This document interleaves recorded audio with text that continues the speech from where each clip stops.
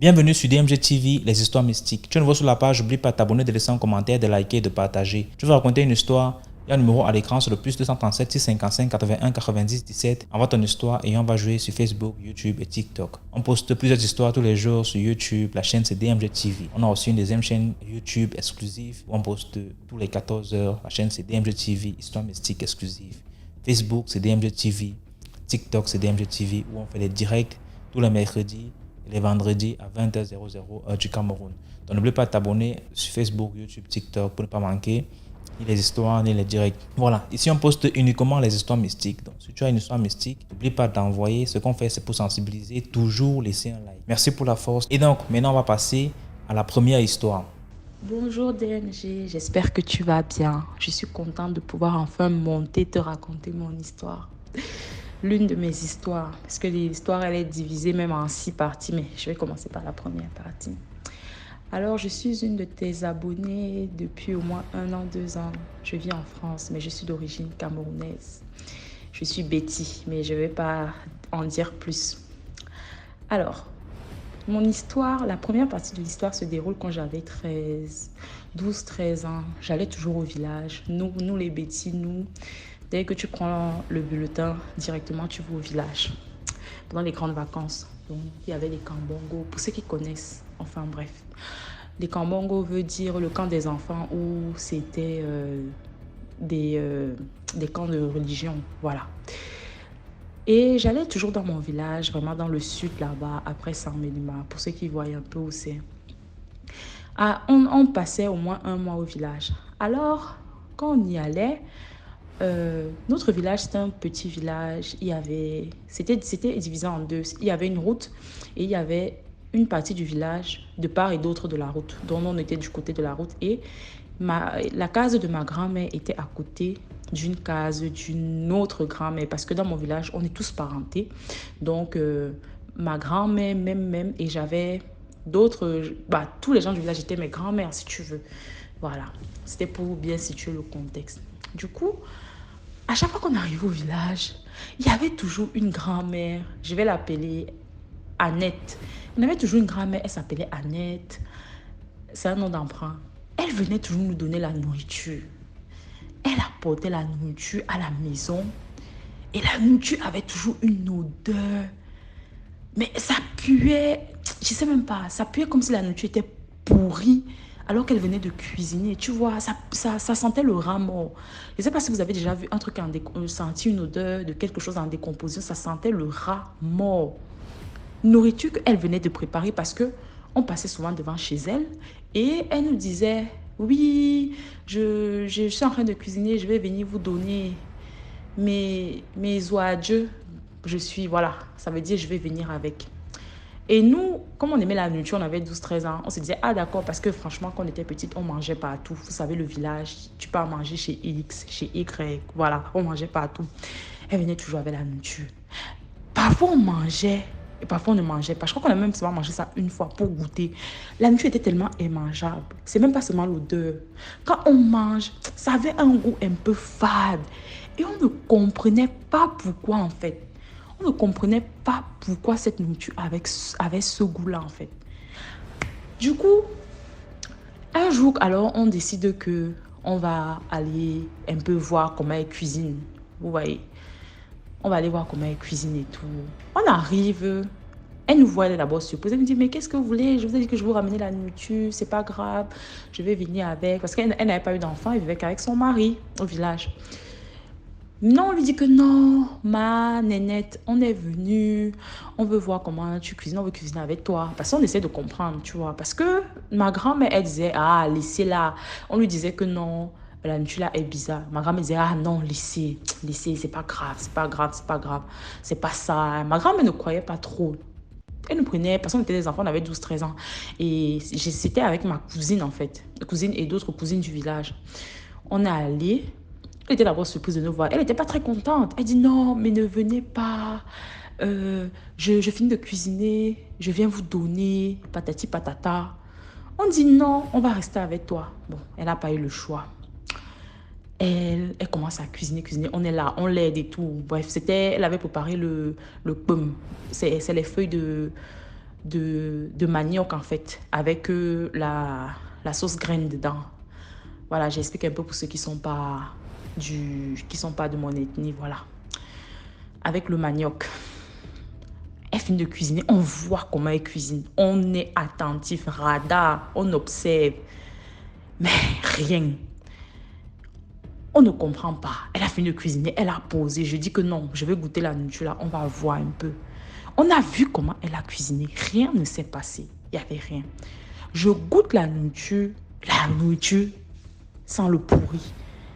Elle était en train de cuisiner. L'odeur de pourri qui régnait dans la pièce, c'était incroyable. J'ai goûté la nourriture cuisinée devant moi avec des aliments frais. Parce que la veille, j'ai oublié de préciser, c'était nous qui étions allés chercher les feuilles, le manioc. On avait vraiment tout pris et on lui avait demandé de cuisiner. La nourriture sentait le rat mort. Le goût était fade. On ne comprend pas. On dit, mais qu'est-ce qui se passe même? On lui demande, mais maman Nénette, qu'est-ce qui se passe? La nourriture là, pourquoi c'est comme ça? Elle dit, moi je ne sais pas de quoi vous parlez. Et cette femme était un peu effrayante. Donc, on n'osait pas trop lui parler. Aïe, ok, on prend la nourriture. On a donc décidé que bon, parce qu'on faisait souvent qu'on partait verser aux toilettes. On a donc décidé qu'on ne verse plus aux toilettes. On a donc décidé qu'on va laisser la nourriture reposer. Et on va revenir le lendemain pour voir la nourriture, pour voir un peu comment c'est. On a posé la nourriture, on a couvert la nourriture. On allait se coucher. DMG, quand on est revenu le matin, Seigneur, les asticots dans la marmite, dans l'assiette. La nourriture avait... En fait, la nourriture s'était gâtée anormalement. C'est-à-dire que tu cuisines et on avait bien pris soin de réchauffer et de bien couvrir. C'est-à-dire que de bien... comment on dit ça? De bien pour faire en sorte que ça ne se gâte pas en fait. Les techniques du village là, donc on était sûr à 100% que ça n'allait pas se gâter. Donc, on a posé, on allait se coucher. On est revenu le matin, la nourriture avait anormalement pourri. C'est comme une nourriture qui était gâtée depuis 2 semaines où la moisissure sortait déjà. Sachant que au début, on mangeait souvent cette nourriture. On avait mangé ça peut-être, comme j'ai dit, 1 ou 2 fois avant vraiment de constater. Et on était choqués. On a regardé la scène, on s'est dit que maman, oh, Seigneur Jésus, c'est vraiment Dieu. Je vous assure que c'est Dieu qui protège les enfants. Quand tu es petit là, tu ne connais rien. Dieu te protège beaucoup. Parce que imaginez seulement que les fois où on a mangé là, qu'est-ce qui aurait pu nous arriver? Qu'est-ce qui aurait pu se passer? Qu'est-ce qui aurait pu se faire? Parce qu'on ne sait pas ce qu'elle met dedans. On ne sait pas pourquoi c'est comme ça. On ne sait pas c'était quoi son but. Vous voyez, on ne sait même pas. Donc moi je dis, c'est Dieu qui protège les enfants. Quand tu ne connais rien, ta tête est fermée, tu es tranquille. Et le pire c'est que elle a commencé à avoir honte parce que quand on a découvert ça, quand l'assiette a dormi et tout, et qu'on a su, on ne lui a rien dit parce que comme on vous a dit, on avait un peu peur d'elle parce qu'elle était un peu trop calme. Et elle venait toujours à la maison, elle s'asseyait toujours devant notre maison, elle nous fixait. Donc elle était un peu trop calme. Donc c'était un peu bizarre. Donc on ne lui a rien dit parce qu'on avait peur d'elle. Mais on a versé la nourriture et tout, on a lavé l'assiette, on a dû lui remettre l'assiette. Et je suis sûre qu'elle a su parce qu'elle n'est plus jamais venue nous donner la nourriture. Plus jamais elle n'est venue de la nourriture. Et elle a même commencé à nous éviter. Elle ne venait plus s'asseoir à la maison. Elle ne venait plus. Et chose bizarre, c'est que, sans vous mentir, cette femme, elle est morte.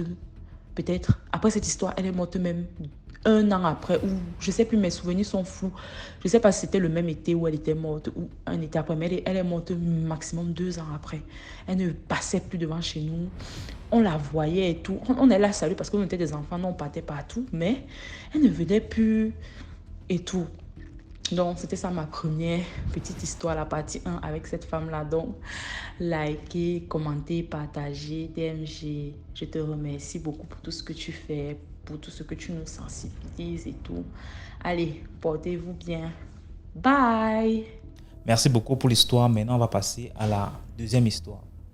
Bonsoir la famille, c'est encore moi. Je viens encore pour une autre histoire qui se passe toujours en Guinée, dans la République de Guinée bien sûr. L'histoire se passe cette fois-ci dans la capitale à Conakry. Alors, c'est l'histoire d'une fille.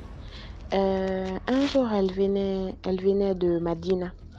Pour ceux qui ne connaissent pas, Madina, c'est l'un des plus grands marchés de la capitale.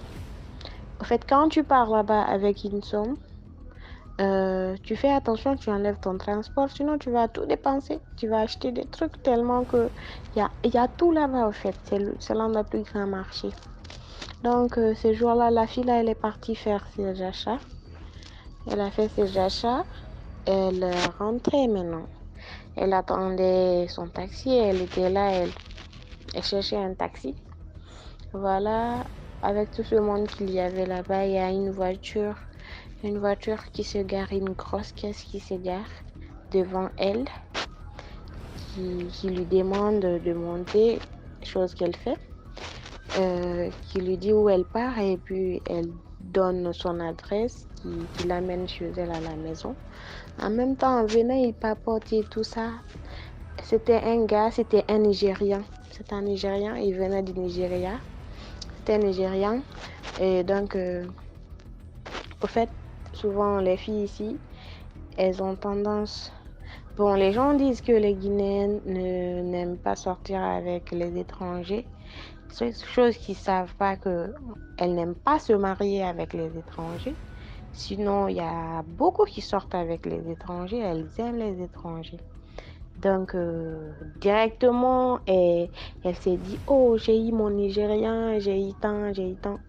Ok. Elle a commencé. Ce même jour, le gars lui a donné une somme de 500 000 francs guinéens comme son transport, alors qu'il l'a accompagné à la maison. L'histoire se passe dans les bandes de 2019-2020. Pour celles qui vont venir dire qu'elles n'étaient pas au courant, les Guinéennes, au fait, quoi, qui sont dans la communauté et tout. Donc, le gars va l'accompagner à la maison. Ce même jour, il va lui faire un dépôt d'argent de 500 000 francs guinéens. Elle va se dire, oh, j'ai décroché le gros lot et tout. Donc, elle va sortir, ils vont commencer à sortir ensemble et tout. Tout le temps, il va l'amener de l'argent, beaucoup d'argent et tout ça. Mais jamais les amis, en fait, un proche de la fille là, n'a vu le gars en question. Elle avait une meilleure amie qui lui disait tout le temps de lui présenter le gars, mais jamais le gars n'avait le temps. Il lui donnait tout le temps de l'argent, tout le temps, elle était en train d'acheter des habits, des chaussures. Au fait, ses amis l'enviaient maintenant, elle était la grande du quartier. Maintenant, sa copine là insistait tout le temps de voir le monsieur. Et elle, finalement, sa copine lui a dit, fais attention. Pourquoi tout le temps ce monsieur te donne de l'argent comme ça? Tu dis que vous venez à peine de vous connaître. Au fait, la relation n'a même pas fait un truc de 5 mois, au fait. Il dit, vous vous connaissez il y a à peine quelques temps. Déjà, il te donne tout cet argent et personne ne l'a connu. Tu veux même pas qu'on le voit et tout. Chaque fois, son ami lui reprochait ça. Et donc, elle s'est énervée. Elle disait que cette copine, elle était jalouse. Donc, elle a carrément cessé la relation avec sa copine, soit disant que celle-là est jalouse, celle-là n'aime pas son bonheur, vu que celle-là voit qu'elle a eu un bon gars et tout ça, celle-là n'aime pas sa relation et tout ça, son bonheur. Voilà, quelque temps, la fille, elle est portée disparue. En fait, on la cherche, on la voit pas. Ses parents la cherchent, on la voit pas. Qu'est-ce qu'on retrouve un moment? Les gens retrouvent un corps sans tête. Juste ces pièces, ses parents l'ont reconnu comment? Les vêtements qu'elle portait et les objets qui étaient à côté de là où on a trouvé le corps. Et là, directement, les gens qui connaissaient, qui la voyaient avec le gars, mais les gens du quartier, au fait, de son quartier qui voyaient une voiture venir, quelques gens ont vu le gars, mais personne ne peut l'identifier. On sait juste que la fille, elle sortait avec un Nigérien. C'est juste ça que la famille savait et que les amis savaient. Juste ça, que c'était un Nigérien. Les quelques fois que les gens lui ont vu, c'était rarement, et personne ne pouvait l'identifier parce que son visage, il n'avait même pas le temps de bien voir son visage. Soit il était dans la voiture, la vitre légèrement baissée et tout ça, donc personne ne pouvait identifier le gars. Voilà que la fille a perdu la vie. Elle a perdu la vie comme ça, banalement, juste pour quelques sommes d'argent. On l'a retrouvée sans tête. Elle n'avait pas de tête, je vous dis. Et l'histoire m'a été racontée par ma cousine qui est directement amie à cette amie en question avec qui elle a cessé la relation.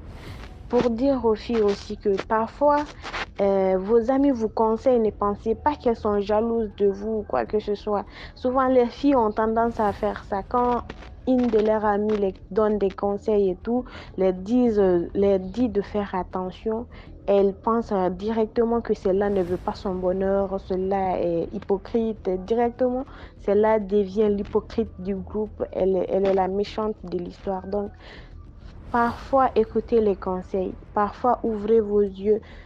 Fermez votre esprit de je ne sais pas quoi. De toute façon, nous les filles, on aime l'argent. C'est vrai, actuellement, il y a zéro fille. Je ne connais pas de fille qui va tomber légèrement dans ce genre de piège. Mais vraiment, faites très, très attention. Le danger, il rôde partout. Partout, partout, partout. La fille là, elle pensait qu'elle avait eu son big boss. Bah voilà, ce qui s'est passé. Merci. Commentez, partagez, likez et surtout abonnez-vous. Merci beaucoup pour l'histoire. Maintenant, on va passer à la troisième histoire.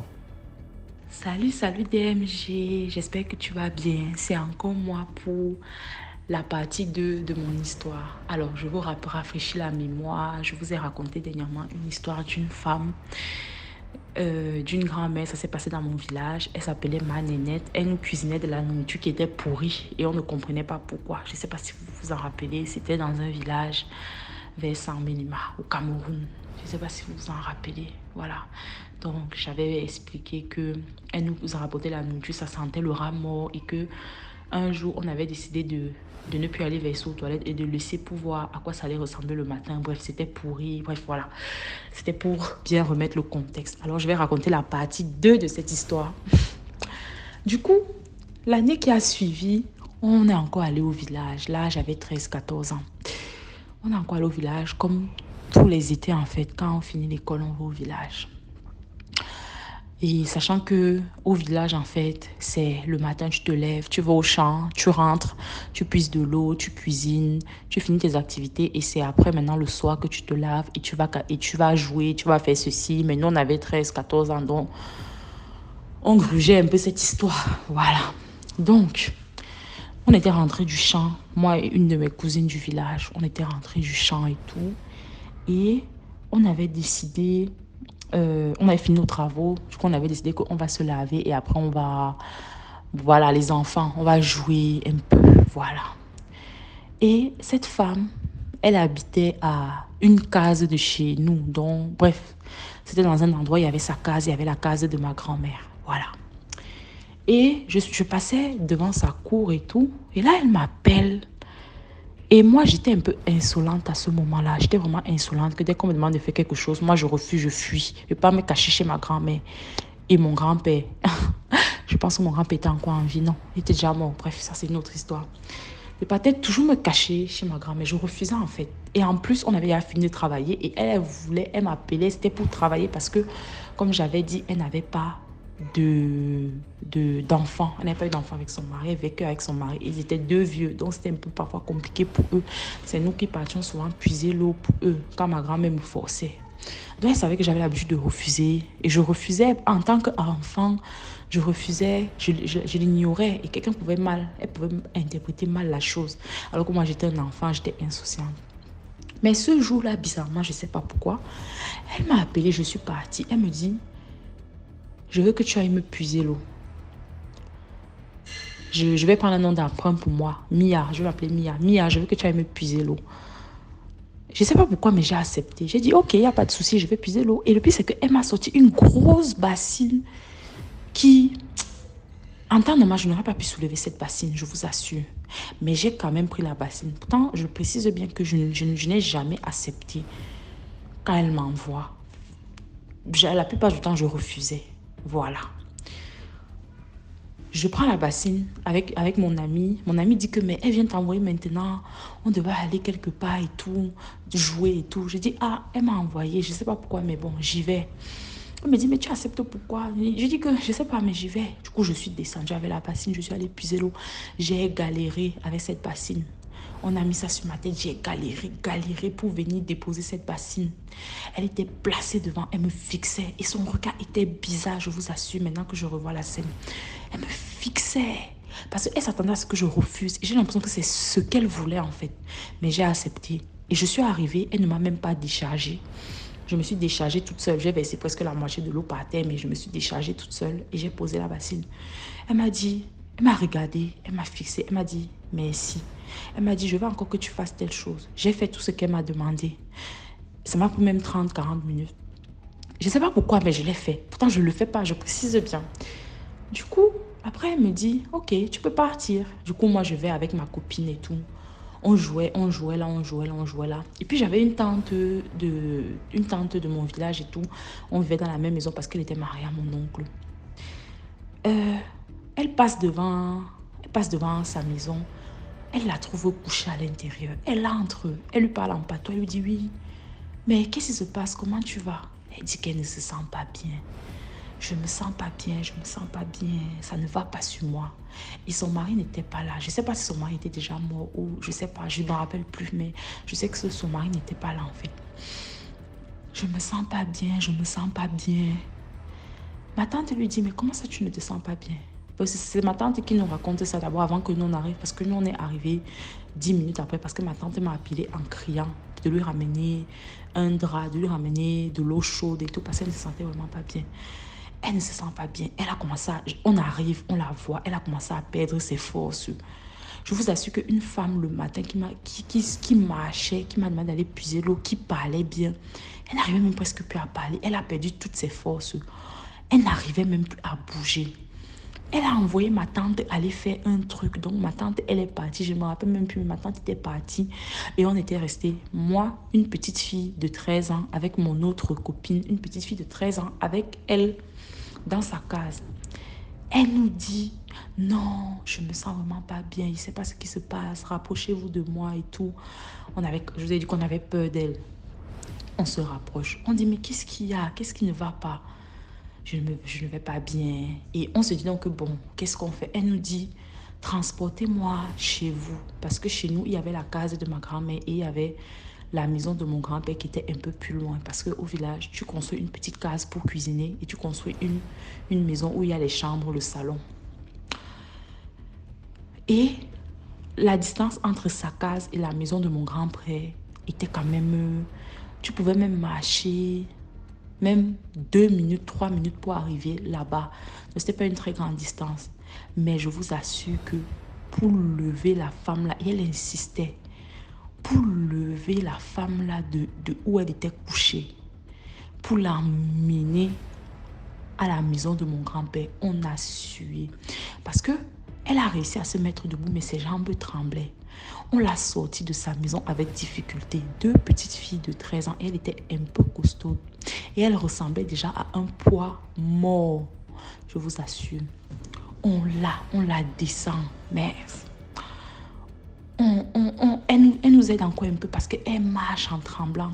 Je vous assure qu'à un moment, ses jambes, elle ne sent... En fait, non, ses jambes avaient lâché.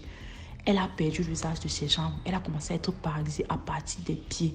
Et on était au milieu du chemin. Il nous restait peut-être même 2 minutes avant d'arriver. On était au milieu de la cour de la maison où il y avait les chambres de mon grand-père.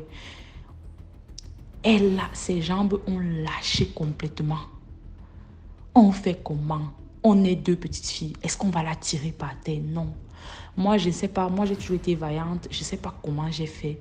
Mais elle m'a dit, oui, mets-moi sur ton dos et tout. Elle avait son bâton. J'ai dit qu'on a souffert pour la transporter. On la tirait même par terre parce qu'elle voulait absolument entrer dans notre maison. Et on n'avait pas compris parce que on se disait, bah, nous on était petites, on se disait, bon, elle va entrer là-bas, elle va entrer là-bas, tant pis. Parce que ma grand-mère, elle était dans la chambre, ma grand-mère dormait. Et ma grand-mère, à ce moment-là, elle était déjà aveugle. Voilà, ma grand-mère dormait, donc tout ce qui se passait, elle ne savait même pas. Elle ne savait pas. Et elle me disait, non, je vais aller voir votre grand-mère. Et nous, dans notre tête d'enfant, on se disait, non, c'est notre grand-mère qui va peut-être la sauver. On la tire, elle a perdu l'usage de ses jambes et tout. À un moment, elle dit, non, il faut que j'aille aux toilettes. Et les toilettes sont derrière la maison et c'est vraiment dans un endroit reculé et éloigné que quand tu vas aux toilettes, il n'y a personne qui te voit. Personne ne te voit en fait. Et bah oui, c'est le but, personne ne te voit et c'est vraiment c'était derrière la maison de mon grand-père. Tu vas là-bas, tu es seule, donc tout peut se passer. Elle me dit, il faut que tu m'amènes aux toilettes. Elle insiste. Elle commence à être violente. Elle me dit, il faut que tu m'amènes aux toilettes. Il faut que tu m'amènes aux toilettes. Je lui dis, mais je n'arrive déjà pas à te soulever. C'est aux toilettes que je vais t'amener, sachant que les toilettes, il fallait faire le détour, contourner la maison derrière. Ah, il y avait les herbes. Je lui dis, c'est pas possible parce que je ne peux pas. Elle me secoue. Elle a retrouvé un regain de force. Elle me secoue. Il faut que tu m'amènes aux toilettes. Il faut que tu m'amènes aux toilettes. Il faut que tu m'amènes derrière. Je lui dis, je ne peux pas. C'est là où ma tante, qu'elle avait envoyée, je ne sais où, revient. Elle nous aide à l'amener à l'intérieur de la maison de mon grand-père. On la couche sur le canapé. Malgré là, ma tante repart encore, je ne sais où. Elle partait appeler les autres personnes parce qu'on sentait que bon, son heure avait sonné. Elle ne nous avait pas dit comme ça, mais elle a dit que rester avec elle, je reviens. Je suis à l'intérieur avec elle. Elle ne fait que me dire, je veux que tu m'amènes aux toilettes. Amène-moi aux toilettes. On était deux, mais elle signait sur moi. Je lui dis que bon, on va t'accompagner avec mon ami, on va aller aux toilettes. Elle dit que non, c'est toi que je veux que tu m'amènes aux toilettes. Je veux que ce soit toi. Amène-moi aux toilettes. Je dis que je ne peux pas t'amener aux toilettes seule. Au pire, on te prend le pot, parce qu'il y avait les pots là. Il y avait un petit garçon. On prend le pot, on te donne. Elle dit que non, je ne veux pas le pot. Je veux que tu m'amènes derrière. Amène-moi derrière. Amène-moi derrière. Ça devenait urgent. Elle devenait pressante en fait. Je lui dis que mais je ne peux pas. Et elle m'a tellement mis la pression que j'ai dit, d'accord, je l'ai enlevée du canapé. Et je dis que je vous assure que je la retirais par terre, ses jambes, elle se blessait même. Elle dit que non, c'est pas grave, même si elle se blesse, je veux que tu m'amènes derrière, on va aux toilettes, toi et moi. Mon amie, comme elle était petite, elle a dit que mais Esther, amène-le aux toilettes alors, je m'en vais réveiller ta grand-mère et tout. Je la tire, je la tire, je la tire, je la tire. On n'a même pas réussi à sortir du salon. Elle était là, amène-moi aux toilettes, amène-moi aux toilettes. Allons, allons, allons, allons, allons. Tellement pressante. Ça devenait même oppressant. Ses yeux changeaient. Allons, allons, allons, allons. Et jusqu'à un moment, ma grand-mère est sortie de la salle. Ma grand-mère me dit, mais qu'est-ce qui se passe? Elle dit qu'elle veut que je l'amène absolument aux toilettes. Ma grand-mère dit que laisse ma petite fille où tu veux l'emmener et lui faire je ne sais quoi là-bas. Tu la laisses tranquille, je te préviens. Elle dit que laisse ma petite fille, tu la laisses tranquille, je te préviens. Ce que tu veux faire là, elle a commencé à menacer la grand-mère. C'est comme si elle avait su quelque chose. Elle m'a dit, tu la remets sur le canapé là-bas ou tu la laisses par terre au milieu de la pièce. Elle veut aller faire quoi là-bas aux toilettes avec toi toute seule? Elle veut aller faire quoi là-bas derrière avec toi toute seule? Pourquoi elle veut t'emmener là-bas? Ma grand-mère commence à la menacer que tu vas seulement mourir aujourd'hui. Ou tu veux partir, ma petite fille là, tu as menti. Tu es en train de mourir, tu veux partir, ma petite fille. Tu as menti, tu laisses ma petite fille. Elle m'a dit, laisse, laisse. Je l'ai laissée au milieu là. Et elle a commencé à dire, non, c'est pas ça. Je veux juste qu'elle m'accompagne aux toilettes. Je veux pas faire pipi, je veux pas faire pipi dans le pot. Elle m'accompagne aux toilettes. Pourquoi je veux pas qu'elle m'accompagne aux toilettes? Elle doit m'accompagner aux toilettes. Elle doit m'accompagner aux toilettes. Elle a commencé à pleurer que c'est urgent. Il faut absolument que je l'accompagne aux toilettes. Et je ne l'ai donc pas accompagnée. Je l'ai reportée et je l'ai encore retraînée pour la remettre sur le canapé. C'est là donc que les gens sont arrivés. À peine les gens sont arrivés, les amis, dès qu'elle a vu que les gens sont arrivés, elle a seulement dit, oh, je suis finie, oh, je suis finie, oh, je suis finie, oh. Elle est morte. Directement, elle est morte. Elle a commencé, elle est morte. Elle est morte. Non, elle n'était même pas morte. Elle a commencé à agoniser là sur le canapé et tout. Et les gens ont pris la moto. Ils ont décidé qu'ils vont l'amener dans le village à côté où il y avait un petit centre de santé. Et les gens du village sont arrivés. Ils se mettent autour d'elle. Ils commencent à avoir une discussion agitée. Ils lui disaient non, c'est ton heure, il faut partir, tu dois partir seule, c'est ton heure, tu sais pourquoi tu es en train de partir et tout. Mais moi j'étais petite, j'avais pas fait attention. Et ils sont pris avec elle, ils l'ont pris, ils l'ont amenée sur la moto, ils sont partis avec elle. Soit quoi qu'il allait se passer là-bas, ils n'ont même pas fait 5 minutes, ils sont revenus avec elle. Ils ont transporté son corps pour dire qu'elle est morte. On ne sait pas ce qui allait se passer là-bas exactement. Donc, c'était un peu ça ma deuxième histoire. Moi, maintenant, je sollicite un peu votre avis pour vous demander, mais qu'est-ce qu'elle voulait pourquoi elle voulait absolument que j'aille aux toilettes avec elle? Pourquoi elle voulait absolument que je la suive? Moi, je me dis qu'il y a quelque chose qui ne va pas dans cette histoire. Donc, je ne sais pas. Je ne sais pas pourquoi. Sachant que avant, elle m'a dit à l'oreille, il faut que je te dise un truc ce soir. C'était peu à peu avant que ma grand-mère sorte de la chambre. Il faut que je te dise un truc ce soir. Voilà. Donc, DMG, voici ma deuxième histoire. Likez, commentez, partagez et puis, bye! Merci beaucoup pour l'histoire. Maintenant, on va passer à la quatrième histoire. Bonsoir DMG, vous allez bien, j'espère. De mon côté, tout va bien par la grâce de Dieu. Et déjà que Dieu vous bénisse pour tout ce que vous faites. Je suis l'une de vos fidèles abonnés et vraiment j'apprécie votre travail. En effet, je vais vous raconter une histoire qui m'a été relatée par mon collègue. En passant, je suis infirmière. Voici l'histoire. Il y avait une jeune dame qui était venue en vaccination avec son bébé. Suite à la longue file d'attente, la dame eut faim et elle n'a pas pu supporter. Voilà donc elle se leva de son siège et se dirigea vers une maman qui était assise du côté opposé là où elle était. Elle se dirige vers la dame et demande à la dame, s'il vous plaît maman, vous pouvez m'aider à arrêter mon bébé? Le temps pour moi d'aller en route chercher quelque chose à manger, vu qu'il fait soleil et je ne voudrais pas aller au soleil avec mon bébé, je n'ai pas de parapluie. Elle dit que la maman a répondu avec gentillesse, avec politesse et elle a pris son bébé. Elle a arrêté bien l'enfant. Voilà donc la jeune dame alla en route et chercha quelque chose à manger. À son retour, elle constate que la maman n'était plus assise où elle était. Elle commence à questionner les autres femmes venues en vaccination. S'il vous plaît, vous avez vu la maman qui était assise là avec mon enfant? Les femmes ne faisaient que dire non, on n'a pas vu de femme là-bas ni d'enfant. Elle dit mais c'est pas possible, est-ce que je suis folle? J'ai laissé mon enfant à la maman qui était assise habillée comme ça, elle fait décrire son habillement.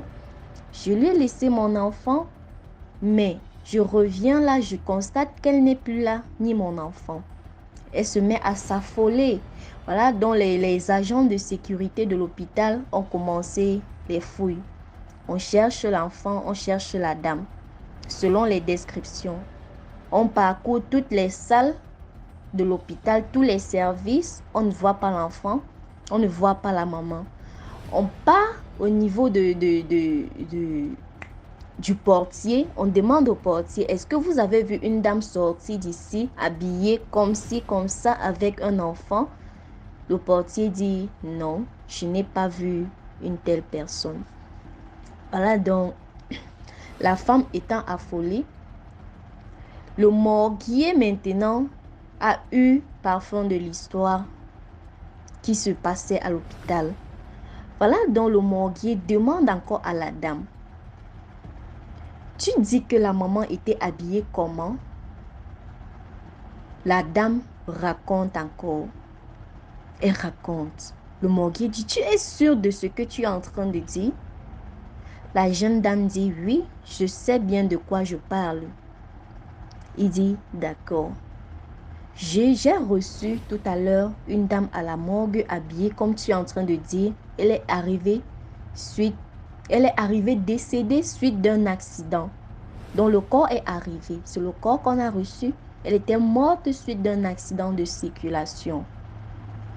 Voilà donc, elle dit que je veux voir avant d'accepter. Le morgue conduit donc la jeune dame à la morgue, là où elle a placé le corps de l'accidenté. On tire le casier et voilà, on voit la dame en question. Elle était couchée là avec le bébé de la jeune fille qui était venue en vaccination près d'elle. Donc, elle était couchée dans le casier à la morgue avec le bébé et le bébé était déjà décédé malheureusement. Donc, comme leçon de morale qu'on peut dire derrière cette histoire, faisons vraiment attention. Faisons vraiment attention. Parce que même l'hôpital, il y a des gens qu'on voit, on se dit que ce sont des humains, pourtant ce sont des esprits qui sont là juste pour une mission, quoi. Juste pour une mission. Et comme pour cette dame, elle ne voulait juste pas mourir seule, elle voulait emporter quelqu'un avec elle. Et elle a pris l'enfant de cette jeune fille. Comment se fait-il que non?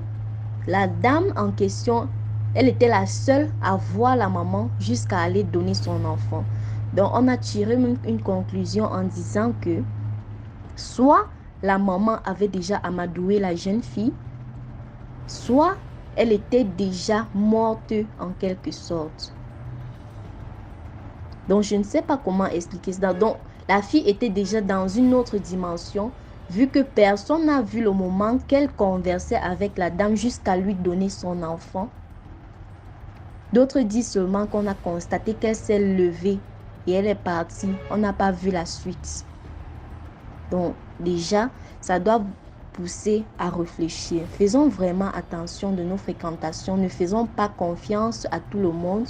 Et surtout de toujours prier avant de sortir. C'était ma petite histoire. Merci beaucoup pour l'histoire. Maintenant, on passe à la 5e histoire. Bonjour, bonsoir la grande famille DMG. Likez, partagez, commentez. Je vous prie vraiment de partager massivement, de partager dans vos différents groupes, de vraiment inviter les gens parce que cette émission est là pour nous aider. C'est pour nous aider, pour nous édifier. Cette émission-là n'est pas là pour des rencontres. Non, nous sommes ici. C'est pour un but, c'est pour sensibiliser. C'est pour créer une famille. Et afin que tout le monde soit édifié. Et que nous ne puissions plus rester dans l'ignorance. Afin que chacun de nous puisse ouvrir les yeux. Et comprendre que dans la vie, nous avons tous besoin d'un accompagnement. Que chacun choisisse son couloir. C'est-à-dire, si nous avons décidé de marcher avec Christ, que nous le suivons jusqu'au bout. Si nous avons décidé que c'est la tradition, à chacun ses croyances, nous n'allons pas dire à quelqu'un que non, ça c'est bien, ça c'est pas bien, non. Le jugement, c'est pas pour nous, parce que le Seigneur a dit que tu ne jugeras point. Donc, ça ne vaut la peine de juger ici. Je vais parler de mon histoire. Mon histoire commence après mon baccalauréat. Lorsque j'obtiens mon baccalauréat, comme je vous avais dit, après 10 ans, 2 semaines après l'obtention de mon bac en 2022, je commence à avoir des violents maux de tête, des violents maux de stress. Je commence à stresser à chaque fois, je ne comprends rien. Je tombe malade, je tombe malade. Tous les mois, je tombais malade, je tombais malade, je tombais malade. Je ne comprenais rien. Jusqu'en début 2023, je tombais malade. Je partais toujours à l'hôpital lorsque je tombais malade. On allait me faire des examens, rien. Tout le temps, je partais à l'hôpital, on me faisait des examens, rien. Tout le temps, je partais à l'hôpital. Je dis bien tout le temps. Rien. J'ai vraiment un stock d'examens ici, rien.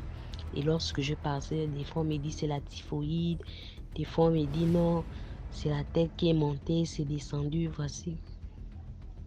Et après, des fois, ça se calmait. Ça se calmait. Je ne sais pas si c'était les médicaments ou la prière, mais ça se calmait. Vu que ces moments-là, bon, depuis nous vivons au terrain familial, ça fait déjà pratiquement 9 ans que je vis au terrain familial de mon ami. Lui, il vit avec sa famille. J'avais décidé les vacances 2023 que c'est bon, je pense qu'on doit partir d'ici. Mais je pense que lui ne voulait pas. Mais j'ai persisté, il n'a pas voulu. J'ai dit ok, d'accord. Ce qui est sûr, c'est que je vais trouver une maison. Si tu veux de moi, tu vas me suivre, on va aller là-bas. Mais moi, je ne reviendrai plus. J'ai trouvé la maison. Au bout de 2 mois, il m'a suivi. Il a déménagé, tout, il est venu me trouver. Et lorsque nous sommes restés là-bas, j'ai commencé avec des combats, des bagarres, parce que n'oubliez pas d'abord que depuis que lui et moi, nous, on vit ensemble, je passe tout mon temps à me battre, à faire des rêves bizarres. Le rêve qui m'a interpellé, qui a fait en sorte que je demande à partir de chez lui, c'est-à-dire, chez eux, ils ont une grande cour. Je fais le rêve d'où, dans leur grande cour, il y a une longue table, une très longue table, longue, c'est-à-dire comme le rectangle, une longue table. Et dans la longue table, il y a beaucoup de gens autour et il y avait un arbre à côté. Et moi, j'étais sur la table. Tous avaient des couteaux, des fourchettes. Mais il y avait une personne, que je vais taire le nom, une de mes belles-sœurs qui était sur l'arbre, qui me disait viens, viens, viens, viens. J'ai dit aide-moi, aide-moi. Elle est venue, elle m'a tiré.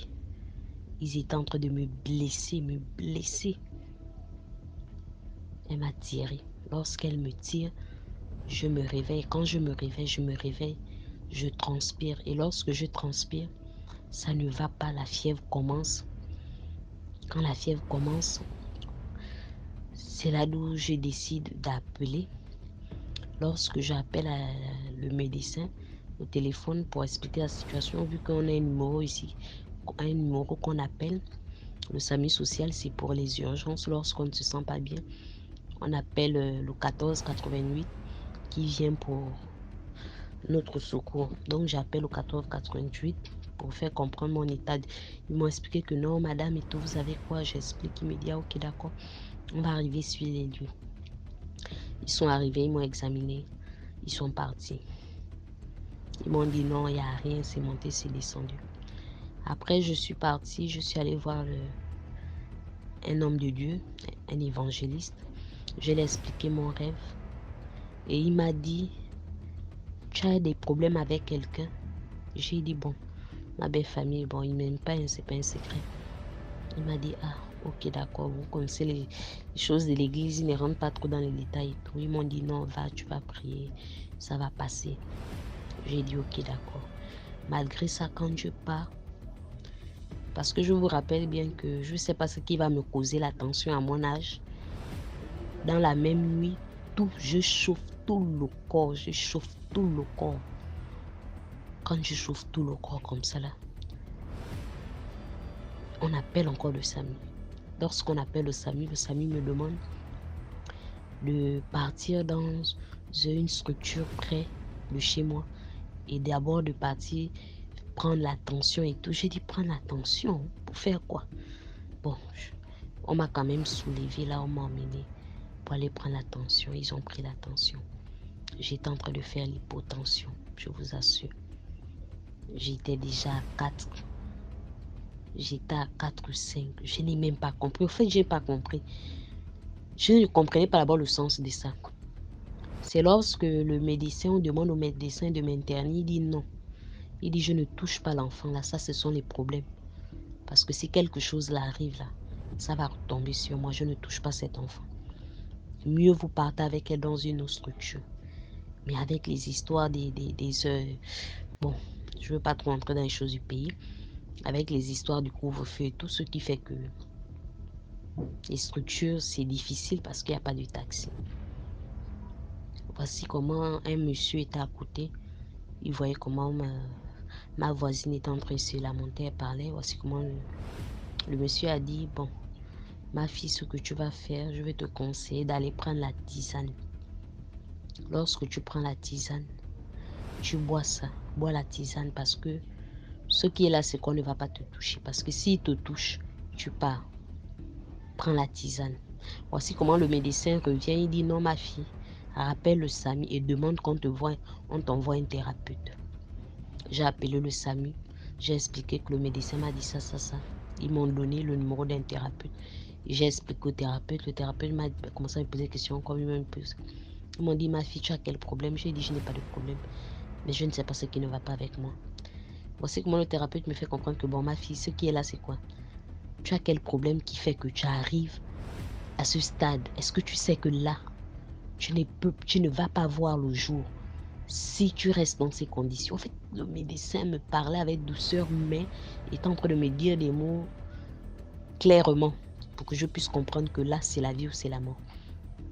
Et voici comment le monsieur me fait comprendre que non, écoute, madame, ce qui est là, c'est qu'il va falloir que vous vous calmez. Je ne sais pas dans quelle situation vous vous trouvez, ce que vous avez, ce qui arrive à vous dépasser, ce qui fait en sorte que vous arrivez dans cet état, mais je voudrais que vous vous calmez parce que c'est pas normal. Un enfant de votre âge, vous êtes là, vous ne savez pas, à 25 ans, vous pouvez avoir ce genre de pensée. C'est quoi ça?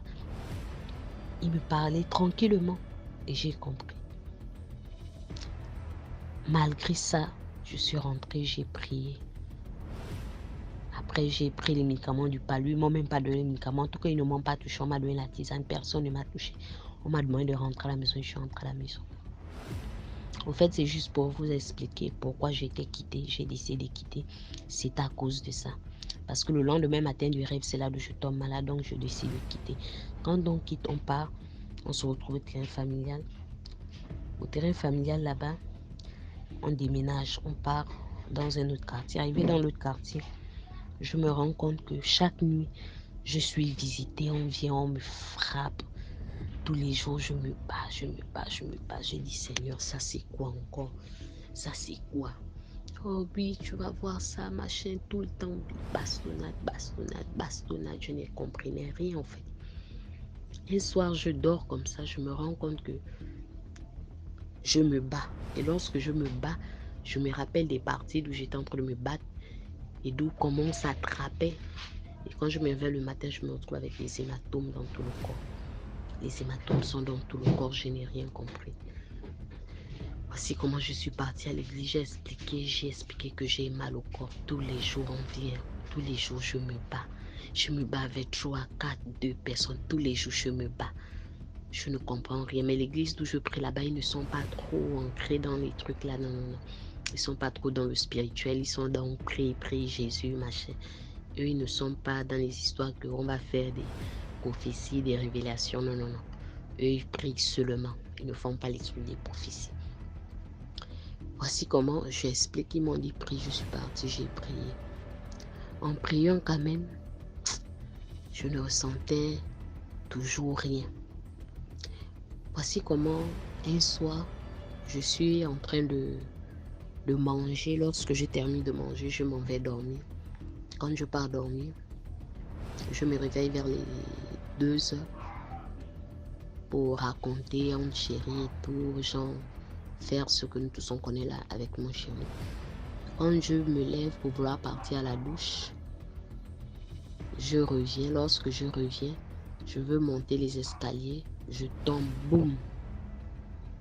Je perds connaissance. Quand je me réveille, mon ami me dit, c'est comment, tu as eu quoi? Il y a quel problème? Tu es tombé là, machin, il y a eu quoi, machin, tu as perdu connaissance? J'ai dit non, il n'y a rien. Il m'a dit, ok, d'accord, on va dormir. Lorsque je pars dormir, je fais maintenant encore le rêve vers je pars dormir vers les 2h, 3h là. 3h, je pars dormir à 3h. Je fais le rêve d'où je me vois avec mon bailleur. Nous sommes en train de nous battre sérieusement. Il me demande que tu vas me rendre mon argent, tu vas voir ça. J'ai dit que quel argent, je ne te dois rien. Il commence à se battre. Après, boum, je me suis réveillée. J'ai commencé à prier. Après, je me rendors. Lorsque je me rendors, je veux me réveiller au petit matin vers les 5 heures, c'est-à-dire lorsque vous voulez vous réveiller, vous êtes déjà réveillé.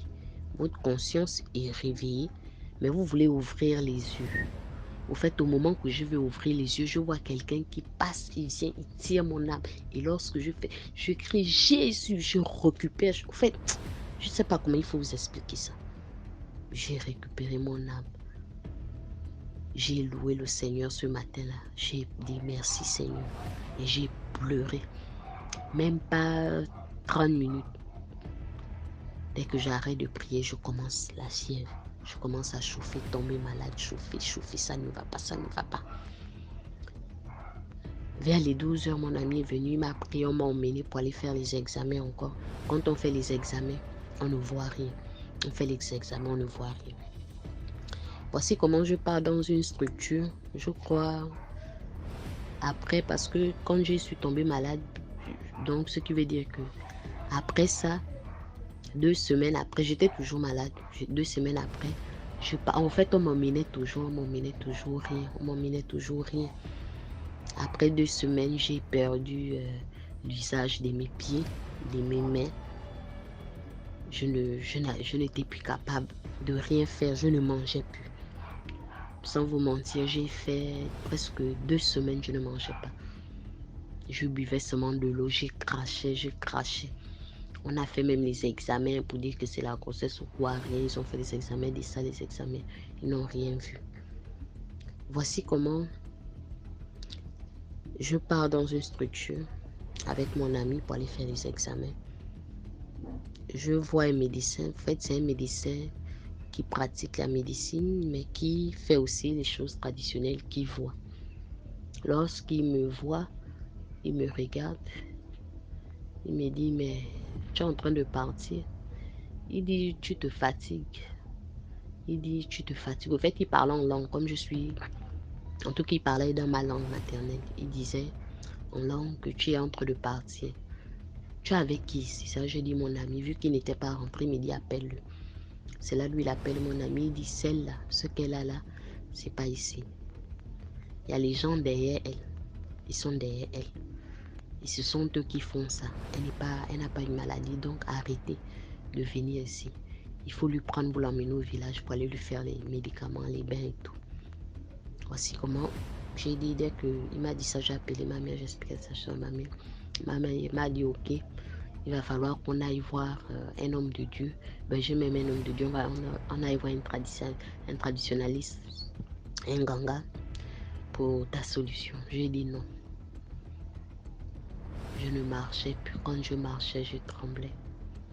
Sans vous mentir, en moins de 3 semaines, j'étais devenue comme une sidéenne. Les gens disaient au quartier que oh, elle a le sida. Oh, c'est monté, c'est descendu. Les gens critiquaient. Beaucoup avaient de l'empathie pour moi. Beaucoup se disaient que ah, elle ne va plus vivre. Ah, l'enfant là, machin. Quand on me voyait, je sentais ça dans leur regard, mais je m'en foutais. Voici comment ma mère m'a dit non, pas sur le traditionnaliste. Je lui ai dit non. Je lui ai dit à ma mère que, bon, excusez-moi, hein, c'est pas que j'ai un problème avec les traditionnalistes, non. C'est que, ça, je vais raconter ça une autre fois. Les histoires des Nganga là, les faux là, ils savent diviser les familles. Hein. Les faux Nganga là ont divisé les familles sur le Gabon comme pas possible. Hein. Parce que quand tu pars, oh, c'est ta soeur qui a fait, c'est ta soeur qui t'a emmené là, c'est ton frère. Et au final, j'ai grandi avec ça, mais après, je me suis rendu compte que c'était du faux. Donc, ce qui fait qu'il y a vraiment de l'abstinence dans ce genre de choses, vraiment, pour que j'aille quelque part chez les tradis praticiens, vraiment, faut vraiment, en tout cas, que Dieu seul qui sait, mais moi, je sais pas. Il faut vraiment que la personne, quand je parle, je m'assois, je ne parle pas. C'est-à-dire, je ressens que lorsqu'il parle, il y a quelque chose qui me...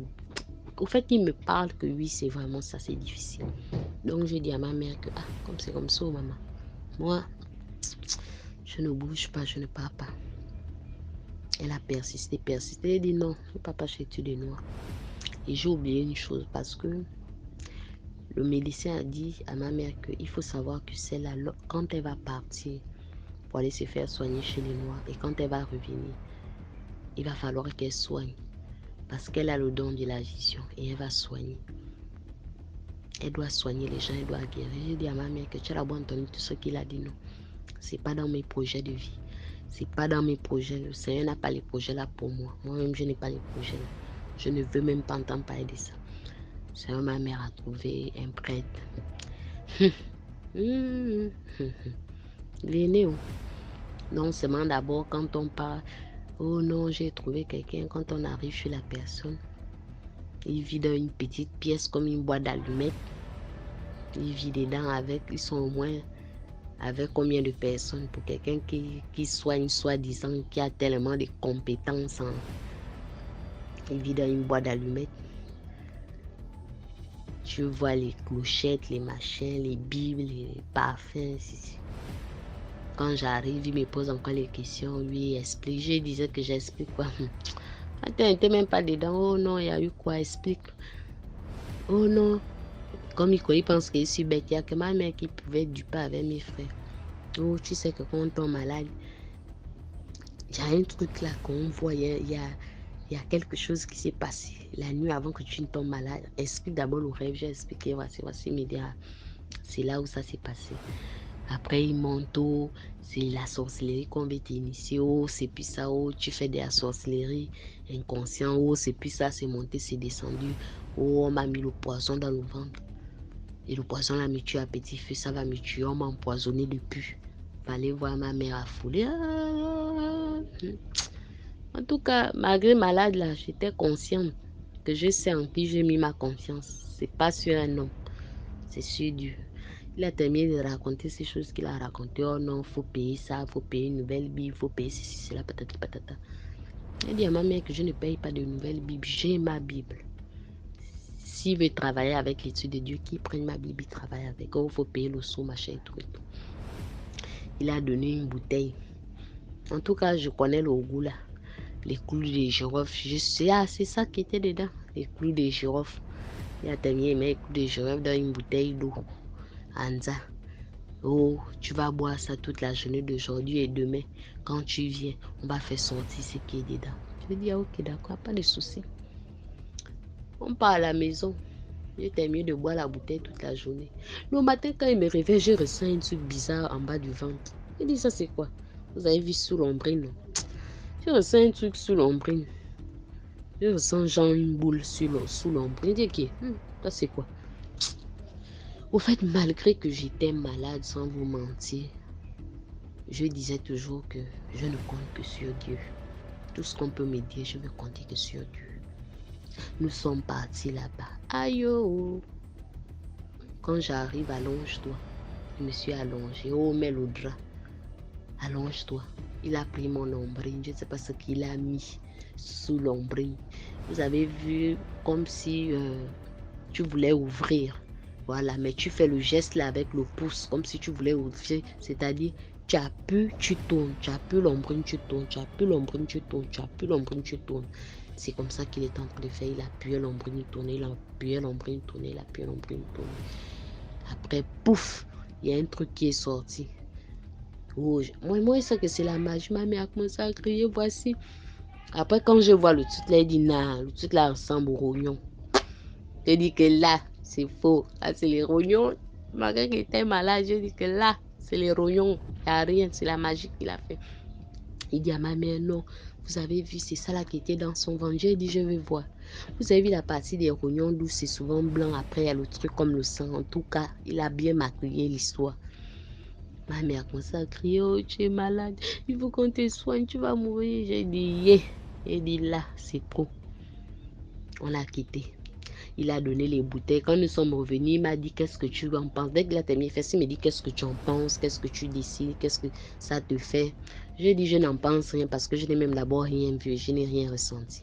Ma mère me dit, oh non, comment tu peux dire ça à quelqu'un qui fait les efforts pour te soigner? Ou bien toi-même, tu sais ce qui t'arrive. Tu veux mourir, tu veux laisser ton enfant. J'ai dit, il n'y a pas de souci. Elle veut me chercher, moi, étant malade. On est quitté. Il a donné les trucs pour boire, pour se laver. Je suis venue, j'ai versé. Je dis que pardon. Ça là, c'est la magie. Je n'ai rien ressenti. Il n'y avait rien. Rien. Pas de machin.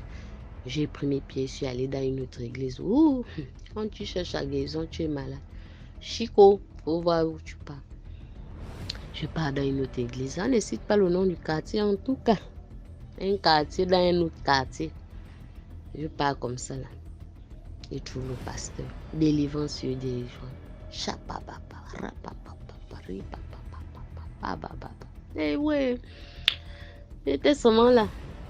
Vous avez vu le miracle, on va voir le miracle. En tout cas, c'était une soeur. Quand on est malade partout, on part, on écoute qu'elle a la guérison, on part. C'est une soeur qui a décidé de m'amener. Quand elle part, il me dit, oh, où tu es là? Tu as mal au pied, tu as souvent mal à la tête, tu as mal au dos. Après, il me dit, d'où tu restes, il y a une courbe d'eau. Il y a ceci, il sent d'abord que la vision là, ça ne me concerne même pas. Il dit que là, le pasteur en train de dériver, c'est même pas ma délivrance qu'il a. Il raconte autre chose. Après, Seigneur, il n'y a que toi. Voici comment il me dit, non, ma fille, où tu es là, il va falloir que tu passes à la délivrance. Ok, on part à la délivrance. Mais là aussi, je sens que c'est la magie. Ils font leur délivrance comment? Je ne vais pas donner le nom d'église. On vous fait tourner. On chante, vous tournez, vous tournez. Vous tournez, on vous pousse. Vous tournez, on vous pousse. Eh oui, vous tournez, on vous pousse. Vous tournez, on vous pousse. Vous tournez, on vous pousse. Après un moment, ils sont comme si on m'avait attaché quelque chose au niveau des pieds. Après, il dit, voici. Vous avez vu comment elle a marié, on l'a attaché partout. Au fait, le problème, c'est que lui, là, la prophétie qu'il a fait ne concernait même pas ce qui m'a amené chez lui. Quand il a vu comme ça, il dit non, malgré ça, j'étais malade, je marchais pour aller là-bas. Après ça, on m'a amené à l'église de la gloire céleste. Eh oui, l'église là, non. L'église là. Je ne cite pas aussi le nom, je ne veux pas les problèmes. Les buveurs de pétrole, l'église, les buveurs de pétrole. En tout cas, les Gabonais qui savent, ils sont dans le live, ils vont savoir. Les buveurs de pétrole. L'église du jus où on prend le jus, on ne cite pas les noms, on n'a pas les problèmes. Quand il part là-bas, l'église là. Mais là-bas, pour ça là, il te détaille depuis quand tu étais bébé jusqu'à quand tu as grandi. Au fait, pour ça, ils ont la vision. Mais pour travailler ou non, il faut faire la dîme, c'est monté, c'est descendu, il faut boire le jus. Et là-bas, ils adoraient tellement en tout cas la personne. Moi je rentre pas trop dans les détails, je veux pas les problèmes. En tout cas, ils adoraient leur personne qui est père fondateur du nom de cette église dans tous les 4 coins du monde. Parce qu'ils ont les églises à partout. L'église là est implantée dans les coins du monde, au Gabon, machin, Congo, France. Je ne sais pas si en Côte d'Ivoire il y a ça, mais au Cameroun, il peut avoir ça. Oui, il peut avoir ça. Congolais, bon, je ne suis pas sûre quand même au Cameroun, mais il peut avoir ça. Là-bas, là, tu veux danser. L'église, ça, c'est la danse. La danse, tout le monde danse comme c'est pas permis. Là-bas, c'est les sapés à mort. On danse. Ils dansent comme c'est pas permis. On m'a dit, il doit manger. J'ai dit à ma mère que je n'en peux plus. J'ai dit à maman, je n'en peux plus. Je suis fatiguée. Je suis épuisée. J'avais maigri. Mes yeux étaient blancs. Je ne ressemblais à rien. Rien. Dieu qui est là-haut, là-bas, est témoin. En cette année, il est témoin. Je ne ressemblais plus à rien. Et malgré que j'étais malade, j'avais les problèmes, j'ai dit à ma mère que maman, je vais rester dans la chambre. C'est bon. Je ne m'amène plus nulle part. Je n'ai pas pu. C'est bon. Je vais rester comme ça. C'est bon. Je vais rentrer dans ma chambre. Si Dieu a dit que je dois mourir, je vais mourir. Ma mère a commencé à crier. Je suis rentrée dans ma chambre. J'ai fermé ma chambre à clé. Je ne mangeais pas toujours. On me forçait, mais je crachais seulement. Pendant combien de mois? Pendant 3 mois, j'ai traîné partout. Je suis rentrée dans ma chambre. J'ai dit, Seigneur, je ne dois rien à personne. Je n'ai tissé des alliances avec personne. Je n'ai pas tissé un pacte avec quelqu'un. Seigneur, je ne connais pas le monde de la sorcellerie. Que si ce qui m'arrive, tu as décidé que je dois mourir, Seigneur, je vais mourir de cette maladie. Mais si ce n'est pas ta volonté, que c'est la volonté des hommes, moi je sortirai de là, indemne. Et je dis bien ça que, Seigneur, on parlera de moi à cause de toi. Parce qu'ils vont voir le miracle que toi tu as fait. Seigneur, moi je sais que tu vas me restaurer. Et je crois que tu as déjà entendu ma prière. Je priais, j'étais là. Tous les jours, on venait me cogner. Mais tu fais comment? Je partais à l'église, au fur et à mesure, ça allait. J'étais là, j'avais arrêté de boire les médicaments. On me disait même que tu vas mourir. J'ai arrêté de boire les médicaments pendant 2 semaines. Je ne buvais pas les médicaments, était que là. Après, j'ai commencé à me rétablir. Après 2 mois que je me suis rétablie, ça allait déjà bien. Je n'ai rien pris. Tout allait bien. Après 2 mois, je rencontre une dame qui me dit, non, ma fille, écoute, il faut un peu aller faire le scanner, on va voir ce que tu as là-bas. Après, je fais un rêve où je vois mes beaux-parents qui viennent me dire, non, bon, vu que tu as décidé de partir, il faut signer. Dans le rêve, ils me disent, il faut signer pour nous dire que tu n'es plus avec notre fils, tu as décidé de partir, il faut signer. Dans le rêve, je me suis levée, je suis allée dire à leur fils que toi et moi, on n'a rien signé, je ne signe rien. Et je n'ai rien signé. Et jusqu'aujourd'hui, je vis dans l'allégresse du Seigneur. Je vis parce qu'il m'a choisi, il a décidé que je puisse vivre. Je le remercie beaucoup. Je le remercie vraiment parce que il a tendu son regard vers moi, moi qui ne suis rien. Malgré tout ce que l'ennemi fait, malgré tous les plans qu'on peut faire pour atteindre ma vie, Dieu est là, il est présent. Voici pourquoi je vais vous exhorter vraiment de suivre le Seigneur avec sincérité. Peu importe. Au fait, avant, je pensais que parce qu'on pêche, on ne pouvait pas prier. Non. C'est un musulman qui m'avait dit, même si tu pêches ou tu as quelque chose que tu as du mal à laisser, prie. Ne dis pas qu'à cause de cette chose, tu ne peux pas prier. Prie. Dieu va te faire sortir de cette situation. Tu ne vas pas réussir, il va te faire sortir de cette situation. Et j'ai compris que c'est vrai, il faut prier.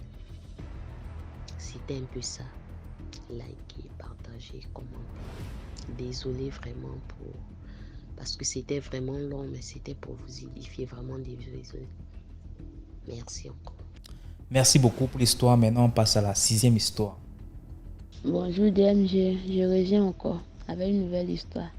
Cette fois, c'est l'histoire d'une dame de notre quartier, du quartier où j'ai fait mon enfance. Bon, cette dame-là, elle faisait les arachides grillés. C'était même la copine à mon grand-père, genre le petit frère de mon grand-père, quoi, le petit frère de celui qui m'a élevé. Parce que moi, je n'ai pas grandi avec mes parents, j'ai pas eu cette chance-là. Donc, ça fait que non, ma vie n'a pas été facile. J'ai connu beaucoup de trucs. Mais là, c'est une autre histoire. Maintenant, cette dame-là, elle venait d'un village. Bon, pas d'un village. Elle était en ville, mais son village était à côté. À côté, là, à peut-être 30 km, 80, comme ça. Maintenant, dans la ville où nous étions là, ils avaient un rite. Chez eux, quand les patriarches meurent comme ça, les vieillards ou bien des gens respectés, voilà, on les accompagne avec des masses, des danses, genre des trucs un peu sacrés, quoi. C'est avec ça qu'on les accompagne. Maintenant, cette dernière-là, déjà, elle connaissait un peu de sorcellerie. Elle était sorcière. Maintenant, un vieux de chez eux meurt. Un vieux, chez nous, on dit, c'est un grand des... Genre, je sais pas comment je vais dire, mais... Bon, on n'a qu'à dire ça, on n'a qu'à appeler ça un chef d'ozo. Les Ivoiriens connaissent tous les dozos. Un chef d'ozo meurt. Donc, pour l'accompagner, les dozos de plusieurs villages viennent et puis ils dansent, ils accompagnent leur dévancé dans sa dernière demeure. Elle décide de se rendre aux funérailles de ce vieux-là. Maintenant, tu sais que tu es sorcière. Tu vas à la fois laisser pour toi à la maison parce que tu vas beau être canqué là. Quelqu'un d'autre est canqué que toi. Elle n'a pas fait ça. Hein. Elle est partie avec sa sorcellerie avec elle. Maintenant, parmi les masques qui dansent là, il y a certains masques qui attrapent les sorciers. Tu vois, non? C'est un peu bizarre de le dire, mais si tu n'es pas sorcier, tu vas attraper sorcier. C'est comme ça on dit chez nous. Donc, ils sont sorciers, mais ils ne mangent pas la chair humaine. Ceux qui portent ces masques, ils ne mangent pas la chair humaine. Mais ils sont sorciers parce qu'ils arrivent à attraper les amis sorciers qui font du mal aux gens. Voilà, eux, ils protègent leur sorcellerie, c'est pour protéger les gens. Voilà, maintenant, toi, tu es parti. Elle est partie provoquer ces masques protecteurs là. Elle est partie les provoquer. Genre, elle veut les tester, quoi. Elle est partie les provoquer. C'est mal le connaître. Ils ont frappé la dame là. Genre, ils ont bousillé tous ses os dans leur monde là-bas. Maintenant, les funérailles étant finies, elle revient sur la ville. Une semaine après son arrivée, la dame est malade. C'est une dame bien noire, bien belle, si tu voyais ses puceaux. Le même étant dans mon enfance, ça, je l'en viens parce que moi, je suis pas quelqu'un, je suis pas grosse, je suis mince, non. Les personnes en forme là, franchement, malgré que je suis femme, quand ils voient tu as les rondeurs là, moi, je t'apprécie. Moi, j'appréciais la dame là. Donc, quand elle est tombée malade comme ça, elle a dépéri. On soigne, ça va pas. On va à l'hôpital, les hôpitaux ne voient rien. Les histoires mystiques, on ne soigne pas ça à l'hôpital. Mais un médecin peut avoir un sixième sens développé. Lui va voir ça. Donc, quand arrivé, il saura de quoi tu soumets. La médecine ne peut pas te traiter. Il va te dire carrément partir chez les tradis praticiens. Donc, il l'envoie chez les tradis praticiens. C'est là-bas ils vont lui dire, ah, ma chérie, ton état là, c'est piteux, hein, c'est piteux. Le monsieur lui dit, toi, mais tu sais de toi à moi, c'est que tu es déjà dans un trou, tu ne pourras pas sortir. Où tu as mis ton pied là, ton pied est enfoncé, tu ne peux pas t'en sortir. Mais explique, dis au moins ce que tu as fait pour que ton âme repose en paix, quoi. Dis ce qui s'est passé. C'est là qu'elle va expliquer que quand elle est partie dans le funérail là, quand les chefs d'oiseaux sont sortis, les masses protecteurs là sont sortis, elle, ce qui faisait là, ça la dérangeait. Les gens, leur danse là, leur rythme, leur chant là, ça provoque les sorciers au fait. Donc, elle s'est laissée avoir par la provocation et puis elle a voulu riposter. Genre répondre. Et dans ça là, ça n'a pas été bien. Ils ont eu à se tabasser dans leur monde là-bas là. Elle s'est pas bien en sortie. Elle est décédée. Elle décède matin. D'ici, ils vont faire les courses le soir pour dire que non, ils vont partir l'enterrer là, ses cheveux là. Il dit, la dame est devenue, en tout cas, on l'a pas vu, mais ceux qui ont assisté à ces funérailles disent qu'elle a changé. Ses cheveux ont commencé à s'arracher sur.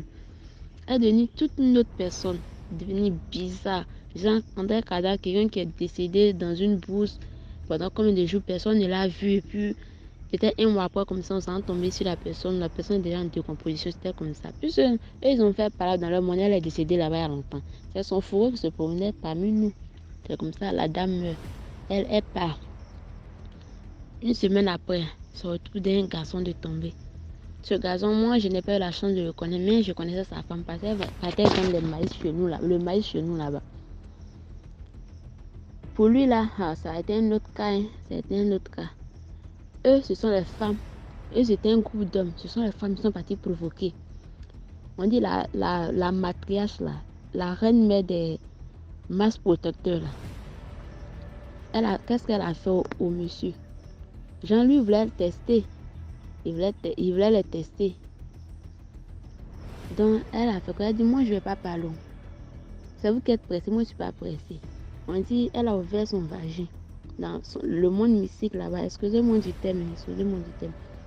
Dans leur monde là-bas, elle a ouvert son vagin. Et puis, c'est ceux qui venaient la combattre là, ils sont tous rentrés dedans. Et puis, elle a refermé sa sur. Imaginez la chaleur qu'il y a là-bas. Vous voyez un peu. Donc, le monsieur là, lui pour là, c'était un autre cas. Il a cuit même. Comme quelqu'un, genre, on te prend, on te met dans une eau bouillante là. Et puis, voilà, ça te prépare. C'est comme ça, lui, il est devenu. Puis aussi, il est parti. Non, après ces 2 mots là, il a fallu que non, les gens fassent des cérémonies, des sacrifices, des quoi pour apaiser l'esprit des masques protecteurs là, pour que non, ça aille un peu. C'était ça mon histoire, ma petite histoire. Pour dire que non, quand nous partons dans les coins sacrés comme ça, dans les grandes cérémonies là, Ne partons pas avec ce que nous avons à la maison. Laissons ça et puis partons sains. Oui. Jean Damé, Dieu nous a créés, partons comme ça. Faut pas dire non, moi je vais me protéger, je vais tester quelqu'un. Parce que tu vas beau être lavé, tu vas beau être conquis là. Il y a ton devant d'être. Celui qui t'a conquis là, c'est quelqu'un d'autre qui l'a conquis. Tu vois un peu? Voilà, c'était ça la morale de l'histoire. Voilà, c'est pas tout le monde un test. Souvent, ce qu'on te provoque là, faut savoir garder le sang-froid. Ça fait mal, c'est comme ça, mais ça fait. Faut savoir garder le sang-froid. Moi, cette dame-là, la première dame-là, elle est partie comme ça, sans enfant, sans rien. Aujourd'hui, bon, nous, en tout cas, dans l'enfance, on a eu la chance de la connaître, mais actuellement, son nom est parti parce qu'elle n'avait pas d'enfant. Tu vois? Mais le monsieur, lui, au moins, il a eu la chance de faire des enfants. Lui, là, il avait 8 ou 9 comme ça, tu sais. Chez nous, dans les villages, on fait les enfants. Derrière chaque 2 ans, la femme a un nouveau enfant. Donc, c'est un cas comme ça. C'était mon histoire. Je vous remercie. Voilà, c'était tout pour aujourd'hui. J'espère que vous avez aimé la vidéo d'aujourd'hui. Commentez, likez, partagez et surtout donnez de la force. Partagez dans tous les groupes WhatsApp, tous les groupes Telegram, Facebook et ainsi de suite. On se reprend demain à 12h00 pour 6 autres histoires mystiques. Ciao, bye bye, portez-vous bien.